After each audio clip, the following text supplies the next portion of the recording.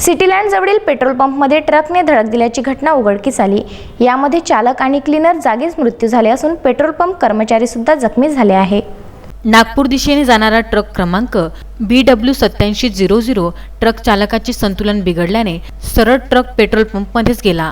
हा अपघात सिटीलँड जवळील अनुराधा पेट्रोल पंपजवळ शुक्रवारी सकाळी 5 वाजताच्या दरम्यान घडला। नागपूर दिशेने जाणाऱ्या या ट्रक चालकाला सकाळी झोप आली असता त्याचे वाहनावरील संतुलन बिघडल्याने हा अपघात झाला। ट्रकने सरळ धडक पेट्रोल पंपाला दिल्याने चालक आणि क्लीनरचा जागीच मृत्यू झाला। 2 पेट्रोल पंप कर्मचारी जखमी झाले आहेत। याच ठिकाणी बाजूला पार्किंगमध्ये असलेला MS20 AT 5631 MS 27 X 7998 क्रमांकाच्या ट्रकला जोरदार धडक दिल्याने त्यात 2 ट्रकचे मोठ्या प्रमाणात नुकसान झाले, तर पेट्रोल पंपमध्ये धडक देणाऱ्या ट्रक समोरील भाग पूर्ण चकनाचूर झाला। घटनास्थळी नांदगाव पेठ पोलीस दाखल होऊन घटनेचा पंचनामा करण्यात आला।